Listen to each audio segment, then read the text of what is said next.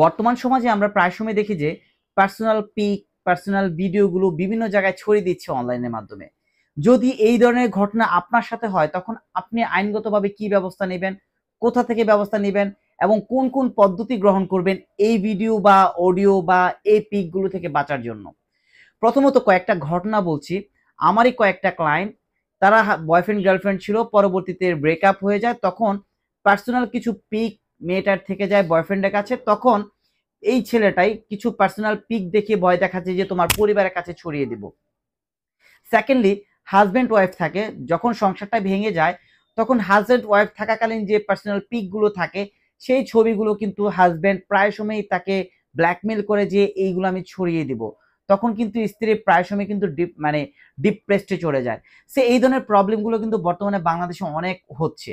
এবং কিছু কিছু ক্রাইম পার্সন আছে যারা কোনো একটা মেয়ের ভালো একটা ছবি এনে এআই এর মাধ্যমে তার খারাপ ছবি বানিয়ে বিভিন্ন আপনার পেজে আপলোড করছে, বিভিন্ন গ্রুপে আপলোড করছে, ইউটিউবে আপলোড করছে বা তাকে পার্সোনালি মেসেঞ্জারও আপলোড করছে।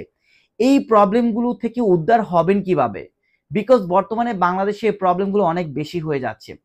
প্রথমত একটা বলি, যদি কোনো মেয়ে দেখে যে তার কোনো পার্সোনাল পিক, ভিডিও অথবা তার পার্সোনাল কোনো কথাবার্তা যেগুলো মানহানির মতো হতে পারে, কেউ এগুলো দেখিয়ে ভয়ভীতি দেখাচ্ছে, প্রথমত আপনি থানায় গিয়ে একটা সাধারণ ডায়েরি করবেন যে আপনাকে কোনো একটা পার্সন ভয় দেখাচ্ছে এবং কি আপনার ডিফামেশন করার জন্য ওয়েট করছে বা আপনাকে বিভিন্নভাবে ভয়ভীতি দেখিয়ে আপনার থেকে ব্ল্যাকমেল করা ট্রাই করছে।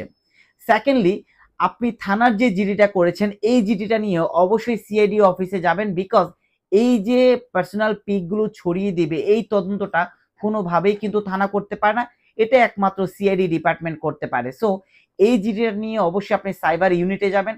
সাইবার ইউনিটে জমা দিলে তখন কিন্তু তারা একটা তদন্ত করে একটা ফলাফল আপনাকে দিবে।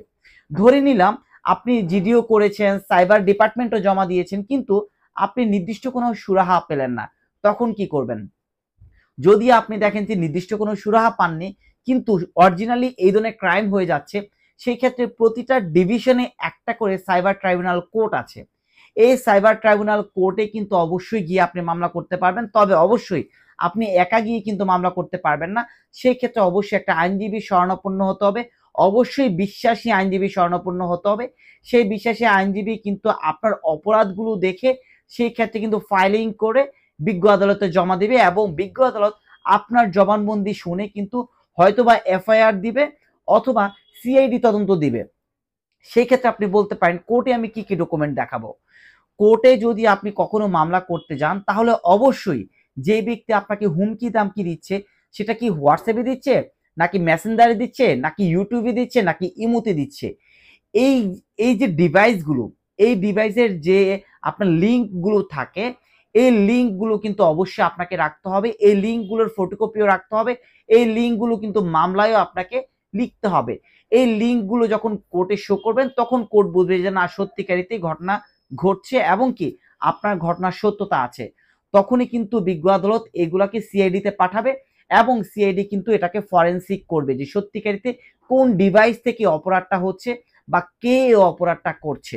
যখন সিআইডি বের করবে যে সত্যিকারিতে কে অপরাধটা করছে তখন কিন্তু বিজ্ঞ আদালতে সে তার চার্জশিট সাবমিট করে দিবে এবং বিজ্ঞ আদালত থেকে কিন্তু তাদের বিরুদ্ধে ওয়ারেন্ট হয়ে যাবে এবং কি উক্ত আসামিকে অ্যারেস্ট করা হবে। পরবর্তীতে সাক্ষী যারা অন্তে কিন্তু আপনি তাদেরকে সাজা প্রদান করতে পারবেন।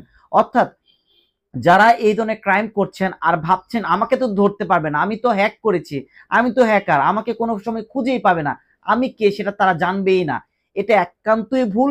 বিকজ যদি সাইবার ট্রাইব্যুনালে অ্যাপ্লিকেশন করা হয় আর তদন্ত যায় আর লিঙ্কটা যদি ফরেন্সিকে দেওয়া হয় তাহলে কিন্তু আপনি কোন ডিভাইসে আছেন, কোথায় আছেন, সকল কিছু কিন্তু সিআইডি বের করতে পারবে এবং কি আপনার বিপক্ষে কিন্তু রিপোর্ট যাবে।